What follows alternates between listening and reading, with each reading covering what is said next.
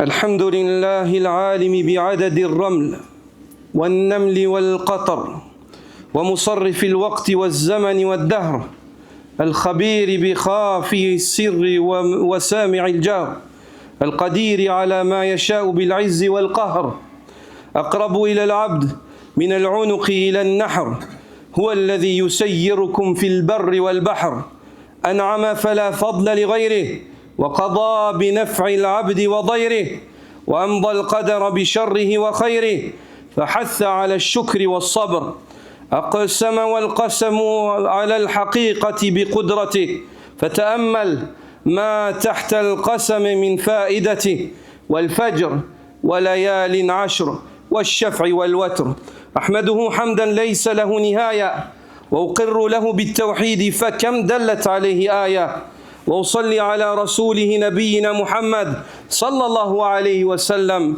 المبعوث بين يدي الساعة وعلى الآل والصحابة ومن تبعهم فأحسن اتباعه أما بعد عباد الله فلقد دنت عشر مبارك على أهل التقى والبر والإحسان هي أفضل الأيام في الدنيا فكن فيها مجدا واستبق لجنانه فاستقبلوها بالعبادة واغنموا فضل الإله الواحد الديان. Serviteurs d'Allah, des jours bénis s'avancent à l'horizon pour les gens de la piété, pour les gens de piété, de vertu et de dévotion. Ce sont les plus nobles jours accordés ici-bas. Redouble donc d'efforts vers les jardins de l'au-delà. Accueille-les par l'adoration, l'humilité et les invocations. À la recherche de la grâce d'Allah, maître des créatures et des nations. Empresse-toi vers le bien avant que les jours ne s'éteignent, car les saisons des pieux passent vite puis s'éloignent. Fattaqullaha ibadallah, wa tazawwadu min al-amali salih li yawmi liqa'ih, wastaghfiru min dhunubin 'ani al-amali salih tahjub, wa fil ma'ali wal 'aqibati ta'tub. ولا توقتئذ ملاذ ومهرب. Craignez donc Allah aux serviteurs d'Allah et prenez comme provision les œuvres pieuses pour le jour où vous le rencontrerez. Demandez donc pardon pour des péchés qui détournent du bien des œuvres pieuses, qui empêchent l'accomplissement des œuvres vertueuses et qui, dans l'issue finale et les conséquences ultimes, mènent à la perdition. En ce jour-là, il n'y aura ni refuge et ni échappatoire. Prenez donc tout cela en considération. ثم اعلموا رحمكم الله أن عشركم هذا ليس كعشر وهو يحتوي على فضائل الأولى أن الله تعالى أقسم به فقال وليال عشر. Puis sachez qu'Allah vous fasse miséricorde, que cette décade dans laquelle vous allez entrer, Inch'Allah, la première décade de Dhul Hijjah, n'est semblable à aucune autre décade, car elle renferme d'immenses mérites. Le premier de ces mérites, le fait qu'Allah Azzawajal a juré par cette décade lorsqu'il dit, dans le sens du verset, je jure par les 10 nuits. والثانية أنه سماها الأيام المعلومات فقال تعالى ويذكر اسم الله في أيام معلومات قال ابن عباس هي أيام العشر. Le deuxième mérite, le fait qu'Allah subhanahu wa ta'ala a nommé ces jours-là dans le Coran, il les a nommés les jours connus.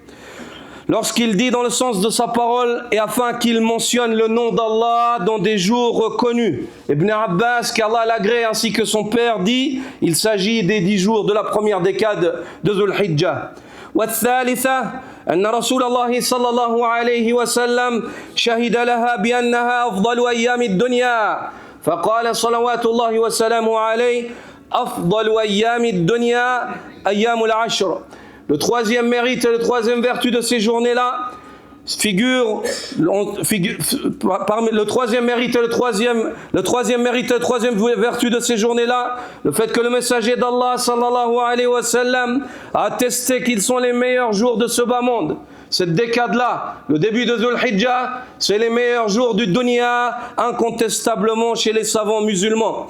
Il dit, sallallahu alayhi wa sallam, les meilleurs jours de ce bas monde sont les 10 jours. Les meilleurs jours de ce bas monde sont les 10 jours. Et Cheikh l'Islam Ibn Taymiyyah, rahimahullah, dit que leurs journées sont les meilleures journées de l'année.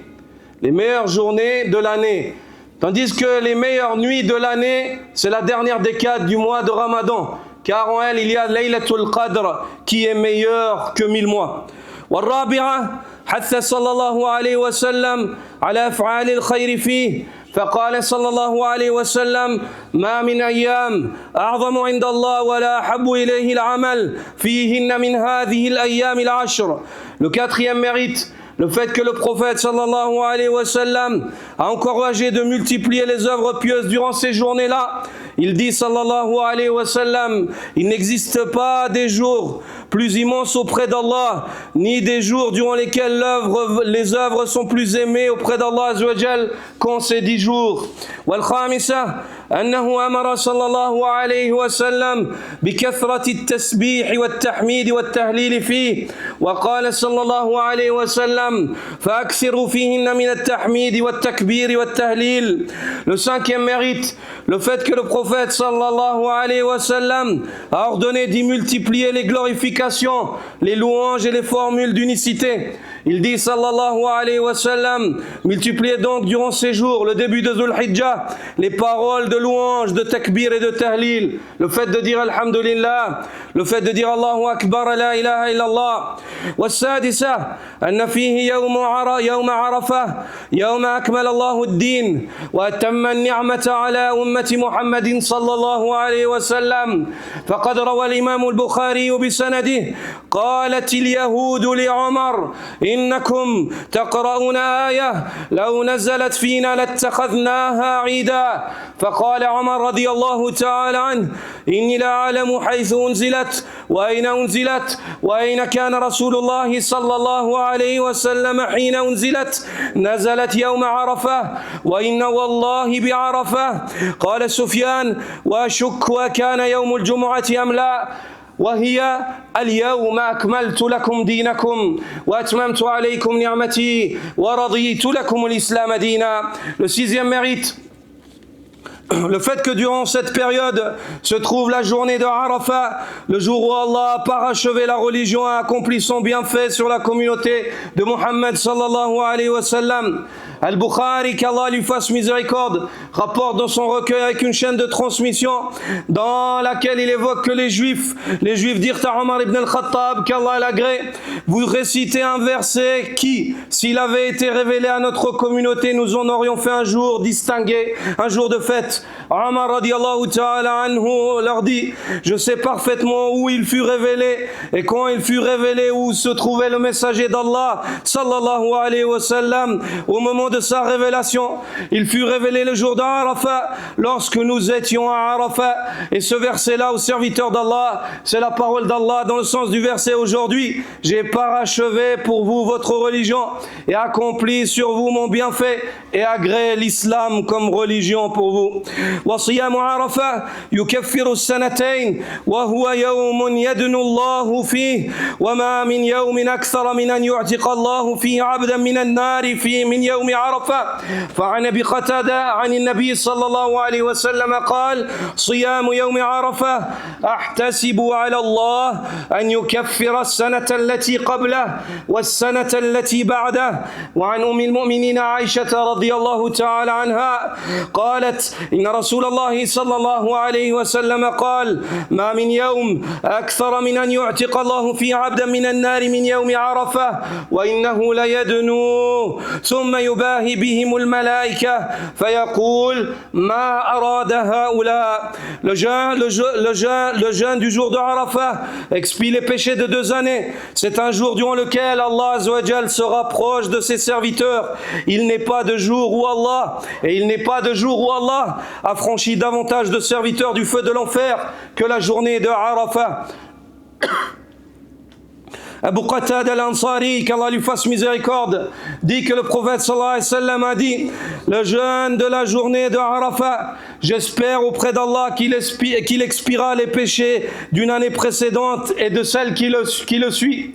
Le jeûne de la journée de Arafat, j'espère auprès d'Allah qu'il soit expiatoire pour les péchés d'une année passée et d'une année à venir. D'après Aïcha, la mère des croyants radiyallahu ta'ala anha, qui dit que le messager d'Allah sallallahu alayhi wa sallam a dit: il n'est pas de jour où Allah a franchi autant de serviteurs du feu que le jour de Arafat. Il n'y a pas une journée parmi les journées où Allah libère des gens qui étaient destinés à l'enfer plus que la journée de Arafat. Wa innahu la yadunu, le prophète sallallahu alayhi wa sallam dit: et Allah s'approche des gens d'Arafat durant l'après-midi d'Arafat, comme il s'y a sa majesté. Le fait qu'il s'approche, on est convaincu, on n'a aucun doute sur ça. Mais comment? Personne. Le prophète sallallahu alayhi wa sallam, il ne sait pas comment. Le prophète sallallahu alayhi wa sallam, il ne sait pas comment. Il n'y a que Allah azza wa jal qui sait. Comme le fait qu'il descende dans le dernier tiers de la nuit. Comme le fait qu'il soit au-dessus des cieux, au-dessus du trône. Alhamdulillah, on a foi en les textes du Coran et de la Sunna, et nous ne sommes pas pervers. Nous n'osons pas demander à Allah comment. Amanna bil ghaib. On a foi en l'invisible. وهذا هو المطلوب. هذه عقيدة أهل السنة. Ça, c'est la croyance des gens de la Sunna. On dit ce que Allah, le prophète sallallahu alayhi wa sallam, on dit que c'est comme ça a été dit, mais le comment, personne ne le sait. Ça sort des règles de la physique que nous on connaît. Ça sort des règles de la physique que nous on connaît. Des règles du dunya, des créations et des créatures. Ça sort, c'est Allah azza wa jal, jalla sha'nu. À lui, la création, il fait ce qu'il veut. Subhanahu wa ta'ala.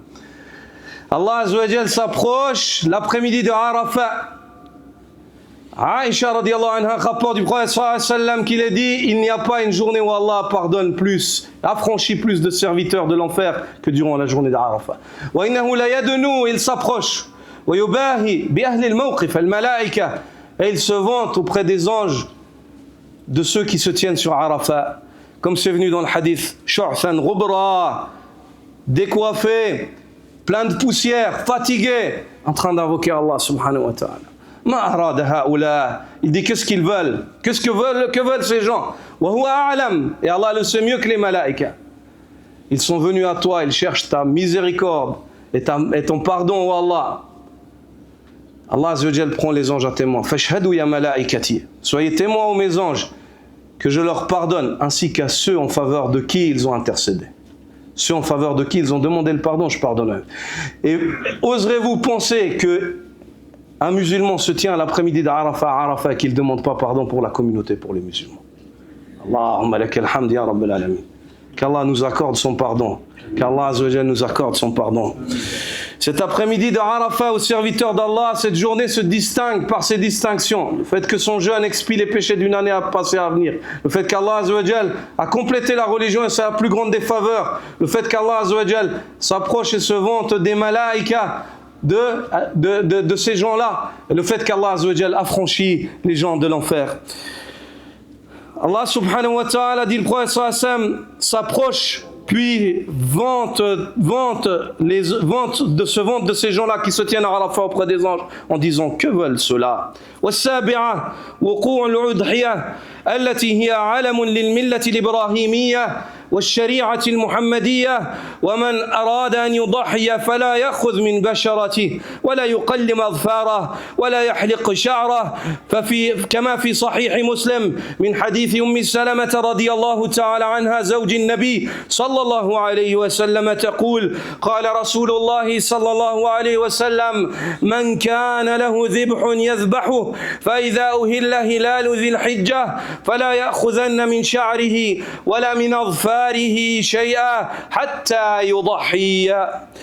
Septième mérite, durant cette période-là a lieu le sacrifice rituel qui constitue un symbole de la tradition abrahamique et de la législation du prophète Mohammed sallallahu alayhi wa sallam. Celui qui souhaite offrir une bête en sacrifice ne doit rien couper de sa peau, ni tailler ses ongles, ni couper ses cheveux, ni toucher à ses poils, depuis que rentre Dhul Hijjah jusqu'au moment où le sacrifice soit fait. Depuis que rentre Dhul Hijjah jusqu'au moment où le sacrifice sacrifice soit fait.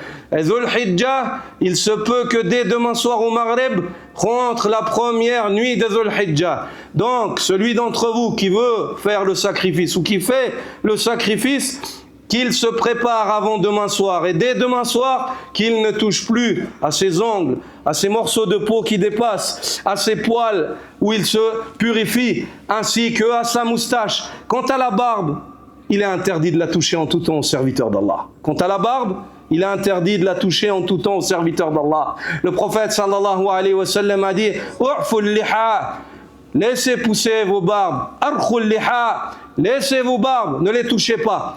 La barbe, en tout temps et toute heure, dans la religion musulmane, il n'est pas permis de la toucher. Il n'est pas permis de la toucher. Ensuite, à la divergence entre les ulama, à partir de quand et jusqu'à quand, mais quoi qu'il en soit, il faut laisser pousser ta barbe. Et ceci fait partie de la tradition de tous les prophètes. C'est la tradition de tous les prophètes. Et il n'y a pas un parmi les compagnons du prophète, sallallahu alayhi wa sallam, qui rasait sa barbe. Il n'y a pas un parmi les compagnons du prophète, sallallahu alayhi wa sallam, qui rasait sa barbe. Qu'Allah azza wa jal nous ressuscite et nous rassemble avec eux.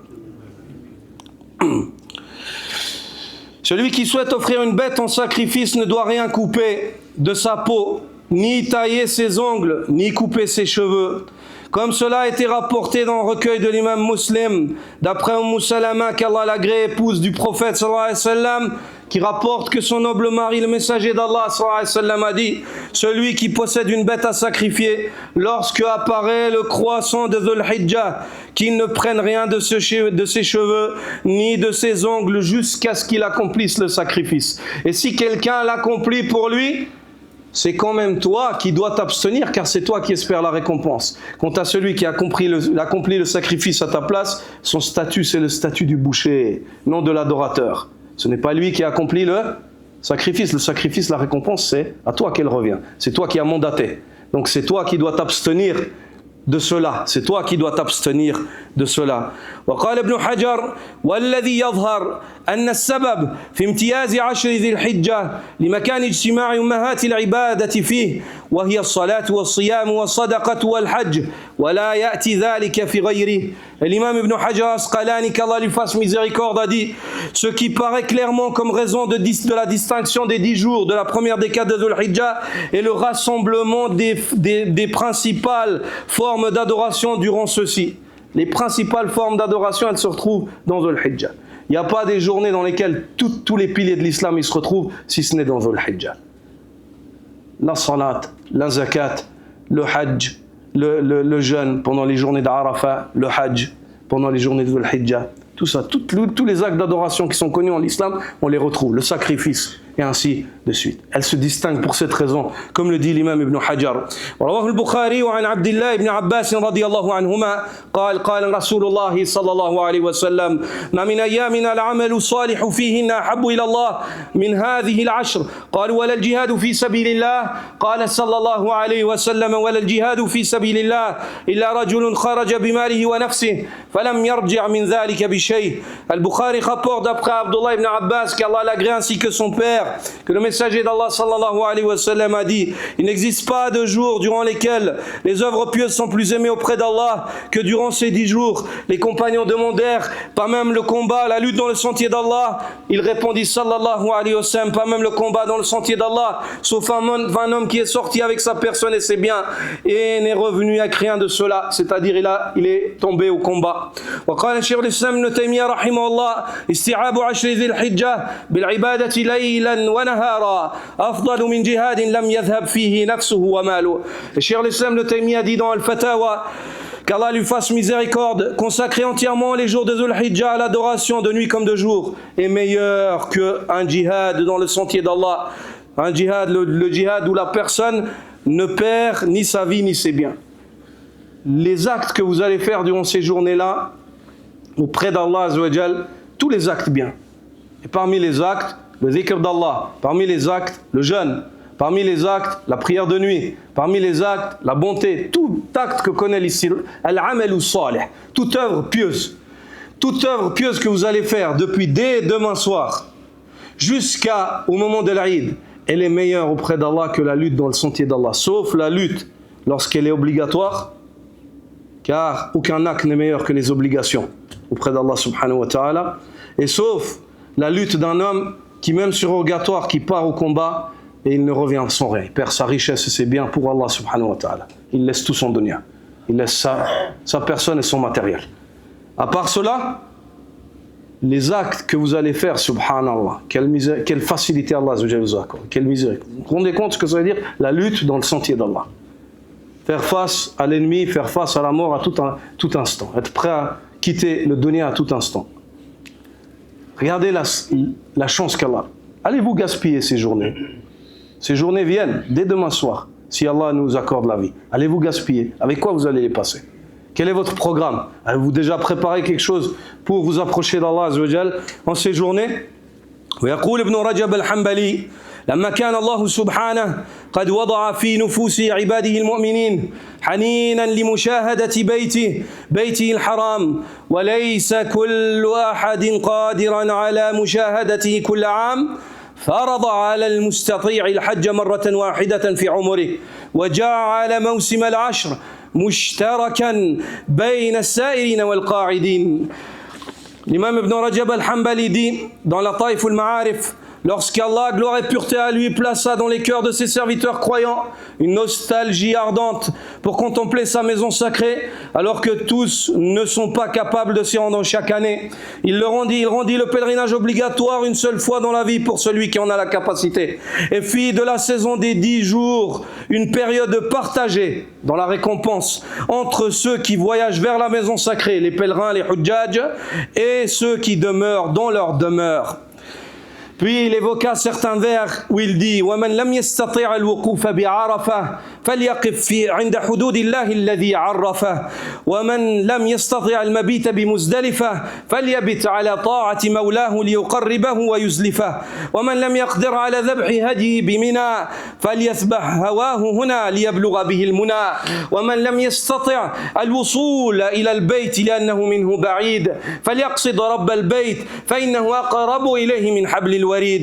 Puis il dit dans certains vers poétiques, celui qui ne peut à Arafat se tenir en ce grand jour, qu'il demeure aux limites d'Allah avec crainte et amour. Celui qui ne peut à Muzdalifa passer la nuit, qu'il veille dans l'obéissance afin qu'Allah le rapproche de lui. Celui qui ne peut à Mina immoler son offrande sacrée, qu'il immole ici ses passions afin d'atteindre l'éternité. Celui que la distance éloigne de la maison sacrée, qu'il se tourne vers le Seigneur de la Kaaba en quête de proximité. Car le Seigneur des cieux, dans sa miséricorde infinie, est plus proche du serviteur que sa propre veine de vie. عباد الله هذه الأيام مطايا فأين العدة قبل المنايا أين الأنفة من دار الأذايا أين العزائم رضيتم بالدنايا إن بلية الهوى لا تشبهه البلايا وإن خطية الإصرار لا كالخطايا أيها الشاب ستسأل عن شبابك أيها الكهل تأهب لعتابك أيها الشيخ تدبر أمرك قبل سد بابك لذ بالجناب ذليلا وقف على الباب طويلا واتخذ في هذا العشر سبيلا واجعل جانب التوبة مقيلا واجتهد في الخير تجد ثوابا جزيلا وقل في الأسحار أنا تائب.